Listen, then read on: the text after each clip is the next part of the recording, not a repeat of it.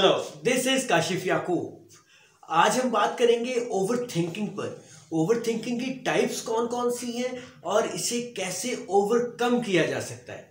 जी हाँ, आज के वक्त में हर शख्स किसी न किसी ओवर थिंकिंग का शिकार है। किसी न किसी ऐसी सिचुएशन में फंसा हुआ है जिसमें उसको ओवर थिंकिंग की तरफ जाना पड़ता है। वो बार बार एक ही सिचुएशन को, एक ही बात को सोचता है, उसी पे गौर करता है। चाहे वो मार्केट ट्रेंड की इम्प्लीकेशन हो, चाहे वो किसी ईमेल की हार्श टोन हो, चाहे वो किसी बॉस की हार्श कमेंट्स हो, नेगेटिव कमेंट्स हो, डिस्टर्बिंग कमेंट्स हो, या आप ही के दिए गए फीडबैक पर किसी एम्प्लॉय का रिएक्शन हो जो आपको सोने नहीं देता। जी हाँ, लीडर्स भी मुख्तलिफ सिचुएशंस में ओवर थिंकिंग का शिकार होते हैं।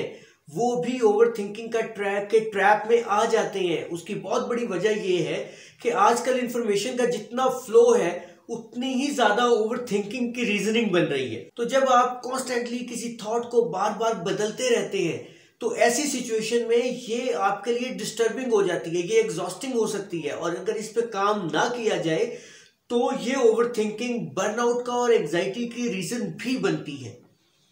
जी हाँ, ऑर्गेनाइजेशंस में सिर्फ इंडिविजुअल्स की ओवर थिंकिंग की वजह से इंडिविजुअल्स डिस्टर्ब नहीं होते, बल्कि उसकी वजह से ऑर्गेनाइजेशंस भी इफेक्ट होती हैं।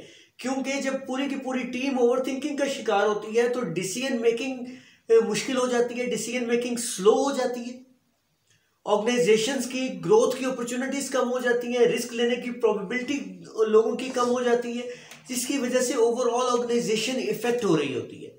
तो ये बहुत ज़रूरी है कि ये आइडेंटिफाई किया जाए, इस पर काम किया जाए कि ओवर थिंकिंग की टाइप्स कौन कौन सी हैं, ओवर थिंकिंग किस किस तरह से होती है।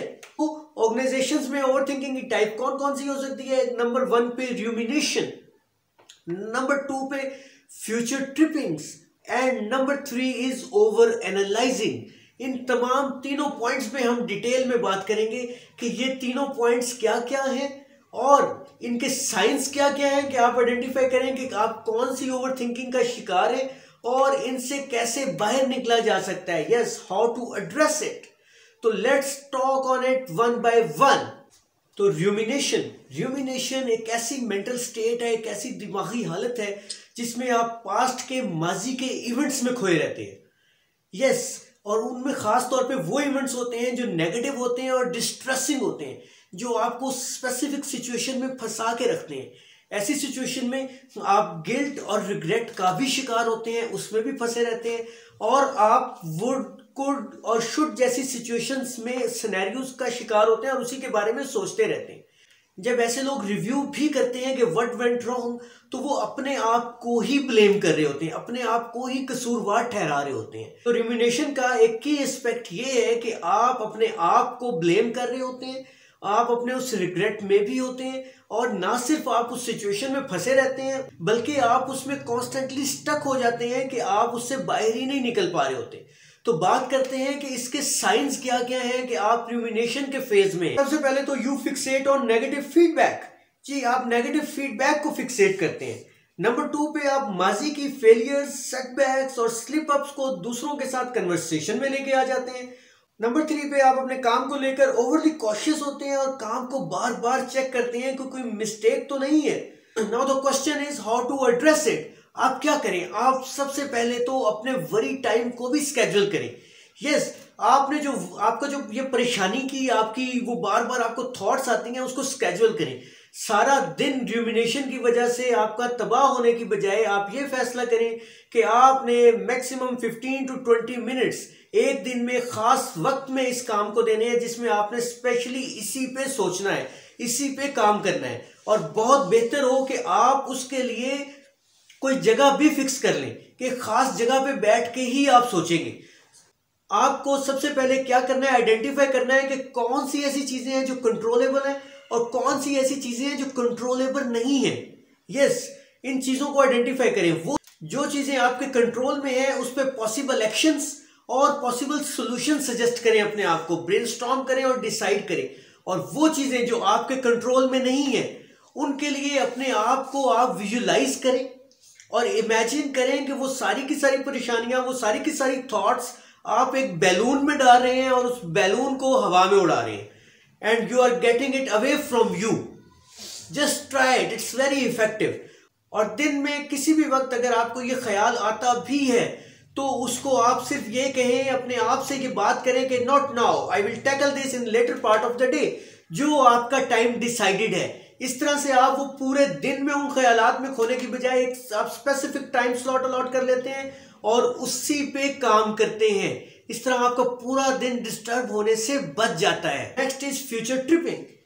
ये लोग पास्ट में तो ट्रैप नहीं होते लेकिन फ्यूचर को लेके बहुत कंसर्न होते हैं कि बार बार इसी बात पे सोच रहे होते हैं कि what it will lead to, किस तरफ सिचुएशन जाएगी, किस तरफ चीज जाएगी, क्या हो सकता है, क्या नहीं हो सकता, ब्ला ब्ला ब्ला। इस तरह की डिफरेंट सारी सिचुएशंस में वो लोग फंसे हुए होते हैं, राइट। तो एंटिसिपेशन जरूर करनी चाहिए, ये कुछ हद तक बेनिफिशियल भी होती है, लेकिन until unless it holds you back, कि आप उसकी वजह से रुक जाए। इस बारे में सोचते रहना कि क्या हो सकता है, क्या नहीं हो सकता, और ये अनसर्टेनिटी कि क्या हो सकता है, पोटेंशियल फॉर फेलियर और फियर ऑफ अननोन, ये वो बहुत सारी चीजें हैं। This all can make it challenging form of overthinking. Now the question is कि इसके साइंस क्या क्या हैं।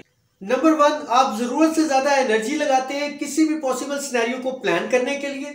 अपनी सक्सेस को सेलिब्रेट करना भी आपके लिए मुश्किल हो जाता है क्योंकि आप हमेशा यही सोच रहे होते हैं व्हाट्स नेक्स्ट, और आप अक्सर रेस्टलेस और एजिटेटेड फील करते हैं क्योंकि आप टू डू आइटम्स को ही सोच रहे होते हैं। Now how to address it, इस सिचुएशन को एड्रेस कैसे किया जाए, इसको रिजॉल्व कैसे किया जाए। देखिए, अपनी सलाहियत का इस्तेमाल करें अपने आप को बेहतर करने के लिए। यस, अपने फ्यूचर को, अपने पास्ट को, अपनी पिछली सिचुएशंस को पीछे रखें और फ्यूचर में अपने आप को प्रोजेक्ट करें। यहां मैं आपसे एग्जांपल शेयर करता हूं मिस नायाब की। मिस नायाब जो कि एक प्रोजेक्ट मैनेजर थी और अपनी प्रोडक्ट लॉन्च करने जा रही थी।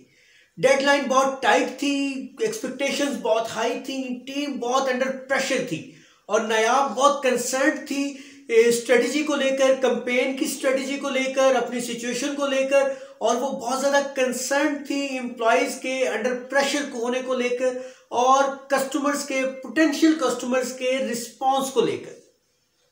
तो एक दिन अपने ऑफिस में वो एक खामोश जगह पर जाके बैठती है और रिलैक्स करती है, अपनी आंखें बंद करती है और सोचती है कि उसको क्या करना चाहिए। वो अपने आप को आज से 5 साल बाद में एनालाइज करती है कि वो कहां पे है। वो अपने आप को एक बेहतर पोजीशन पे देखती है और फिर वो ये रियलाइज करती है कि वो ये टेंशन क्यों ले रही है, वो ये स्ट्रेस क्यों ले रही है, because this is just one of the project. जिस तरह वो बाकी उसने बहुत सारे प्रोजेक्ट्स पे काम किया है, वो अपने आप को रिलैक्स करती है, होल्ड बैक करती है और सोचती है कौन कौन से काम थे जो प्लान के मुताबिक हुए, कौन कौन से काम थे जो प्लान के मुताबिक नहीं हुए, किन कामों में डिस्टर्बेंस हुई है और कौन से काम एग्जैक्टली उस तरह हुए जिस तरह वो चाहती थी और उसको एज इट इज उसकी टीम ने उसके एक्सपीरियंस से फायदा उठाया है।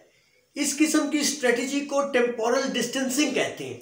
यानी आप क्या कर रहे हैं कि आप अपने आप को डिस्टेंस पे कर रहे हैं, आप बैलेंस्ड माइंडसेट के साथ चीजों को अप्रोच कर रहे हैं और बेहतर तरीके से डील करने की कोशिश कर रहे हैं। दूसरी स्ट्रेटेजी आपकी सिलेक्टिव इग्नोरेंस हो सकती है। सिलेक्टिव इग्नोरेंस का मतलब क्या है कि आप प्रायोरिटाइज करते हैं किसको आपने फोकस करना है और किस चीज को आपने फोकस नहीं करना। Next is over analysing. Over analysing में ये होता है कि आप किसी एक टॉपिक पर, किसी एक थॉट पे, किसी एक चीज पर ही डीप डाइव करते हैं और उस डीप डाइव की वजह से आप उसकी डिटेल में इतना चले जाते हैं कि वो चीजों पे भी आप चले जाते हैं जो रेलिवेंट नहीं होती। Now the question is what are the science of it. आप एक्शंस को डिले करते हैं ताकि मजीद रिसर्च की जा सके। आपको दूसरों की अप्रूवल और कंफर्मेशन चाहिए होती है क्योंकि आपको खुद अपने एनालिसिस पर कॉन्फिडेंस नहीं होता। आपको हाई प्रायोरिटी और लो प्रायोरिटी टास्क को डिस्टिंग्विश करने में मुश्किल होती है, जिसकी वजह से बहुत सारे फैसलों का बैकलॉग इकट्ठा हो जाता है। Now how to address it. देखें, परफेक्ट टाइम पर जाने की बजाय, परफेक्ट चॉइस पर जाने की बजाय आप इस चीज पर फोकस करें कि गुड एनफ क्या है, कहां पे आपकी सेटिस्फेक्शन है। और जब आप एक चीज पर डिसाइड कर लें कि ये अब आपका सेटिस्फेक्शन लेवल है, आप एक क्राइटेरिया डिसाइड कर लें, देन डोंट गो बैक। फिर उससे पीछे ना हटें, चाहे आपके पास उससे बेहतर चॉइस भी आ जाए। और वो सेटिस्फैक्टरी भी है जो आप डिसीजन ले चुके हैं, तो फिर उसी पे डटे रहें। मिसाल के तौर पर अगर कोई आप पर्सनल डिसीजन भी ले रहे हैं किसी जॉब को लेकर, किसी जॉब को ज्वाइन करने के हवाले से लेकर, तो आप अपने आप से कुछ क्वेश्चन पूछ सकते हैं। How well the role fits your job strengths, salary क्या है, एंड क्या ये रोल आपकी फ्यूचर एस्पिरेशंस के साथ अलाइंड है भी या नहीं है। सो ज्यादा से ज्यादा 3 क्राइटेरिया डिसाइड करें कि आपको किन बेसिस पे डिसीजन लेना है। उसमें बजाय इसके कि आप ओवर एनालाइजिंग की तरफ जाएं, अपने क्राइटेरिया डिसाइड कर लें। और अगर आप ग्रुप डिसीजन मेकिंग में हैं तो आप सब मिलकर ब्रेनस्टॉर्म करके क्राइटेरिया डिसाइड करें और फिर उस क्राइटेरिया पे डटे रहें जी। तो ये था जी आज का topic. Now the important thing is कि सबसे पहले ये एनालाइज करना जरूरी है कि आप किस ओवर थिंकिंग में हैं, आपकी टीम किस ओवर थिंकिंग का शिकार है, कौन कौन सी वो टाइप है जिसका वो शिकार है। वो रूमिनेशन का शिकार है, वो ओवर एनालाइजिंग का शिकार है, या वो फ्यूचर ट्रिपिंग का शिकार है। जो भी है उसके मुताबिक स्ट्रेटेजाइज करें, उसके मुताबिक, यानी आप साइंस क्या क्या है वो क्वेश्चंस पूछेंगे और एनालाइज करेंगे किसका शिकार है, और फिर आप उस पर जाएंगे how to address it. This was today's topic जी। आज का टॉपिक मैंने लिया था हार्वर्ड बिजनेस रिव्यू के एक आर्टिकल से, जिसका एग्जैक्ट टाइटल था 3 types of overthinking and how to overcome them. ये आर्टिकल पब्लिश हुआ था हार्वर्ड बिजनेस रिव्यू में 7 फरवरी 2024 को, और इसकी ऑथर है मेलेडी वाइल्डिंग। इसका लिंक मैंने डिस्क्रिप्शन में शेयर कर दिया है, जो लोग इसको कंप्लीट पढ़ना चाहें वो पढ़ सकते हैं। जाने से पहले आप चैनल को जरूर सब्सक्राइब कर लें, ताकि आपको वो तमाम इंफॉर्मेशन, वो तमाम अपडेटेड ऑर्गेनाइजेशनल बिहेवियर के रिलेटेड, फ्यूचर इंसाइट्स के रिलेटेड, ऑफिस इंसाइट्स के रिलेटेड, वो तमाम डिस्कशन का आप हिस्सा बन सकें, जो आपके लिए और मेरे लिए, हम सब के लिए फायदेमंद है। Thank you very much for listening. Thank you.